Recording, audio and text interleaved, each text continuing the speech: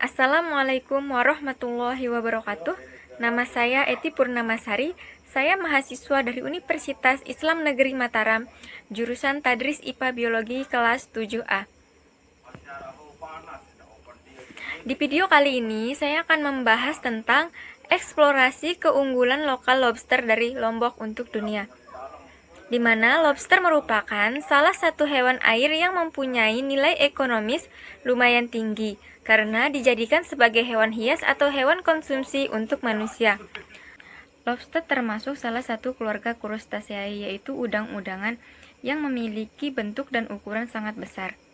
Perbedaan budidaya lobster dengan budidaya lainnya, di mana yang pertama, budidaya lobster tidak hanya budidaya protein semata seperti ikan, kemudian tidak memberi orang lapar, namun budidaya lobster menghasilkan nilai dolar yang sangat tinggi sebagai persepsi untuk kebanggaan suatu negara. Selanjutnya, pemasaran terbesar ke Cina dan sukses memberantas kemiskinan.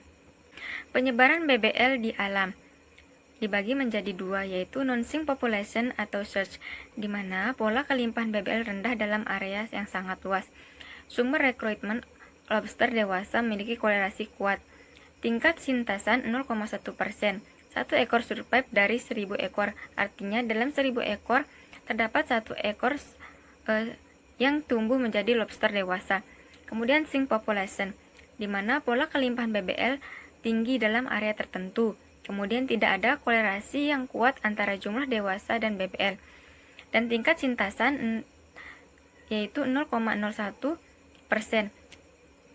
di mana satu ekor survive dari 10.000 ekor. Artinya 10.000 ekor akan tumbuh satu ekor menjadi lobster dewasa. Sebaran pembudidayaan lobster di Indonesia terdapat 14 lokasi pembudidayaan, di antaranya Provinsi Aceh, Kepulauan Riau, Kalimantan Timur, Sulawesi Utara, Sulawesi Tenggara, Bengkulu, Lampung, Banten, Jawa Barat, Jawa Timur, dan Bali. Dan terakhir, Nusa Tenggara Barat yang memiliki jumlah pembudidayaan terbanyak di Indonesia dengan jumlah angka 841 pembudidayaan lobster. Pengelolaan BBL untuk budidaya lobster. Jika terdapat 10.000 benih lobster mendekat ke pantai di area sink population, terdapat dua opsi. Opsi pertama, apabila nelayan dilarang menangkap benih lobster tersebut, maka 99,9% benih akan mengalami kematian secara alami.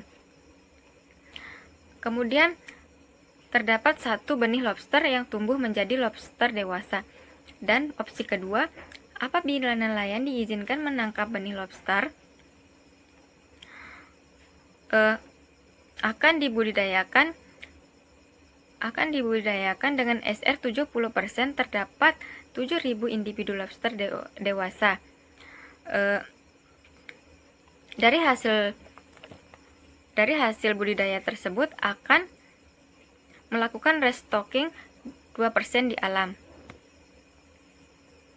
Faktor penentu peluang sukses investasi dan budaya dan bisnis budidaya lobster Indonesia.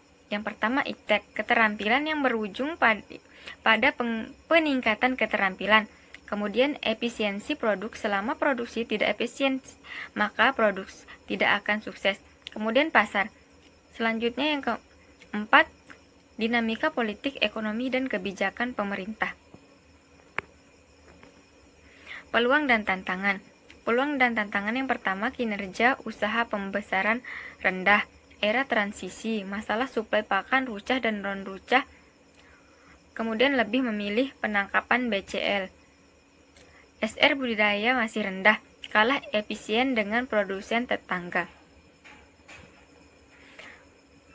Komponen jenis pakan untuk lobster yang pertama yaitu ikan ruca, moluska, kemudian ada Crustaceae.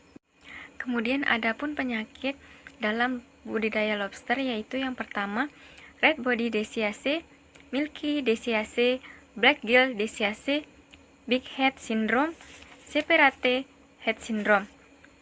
Semua penyakit dan isu kesehatan berhubungan erat dengan nutrisi dan praktek pemeliharaan. Assalamualaikum warahmatullahi wabarakatuh.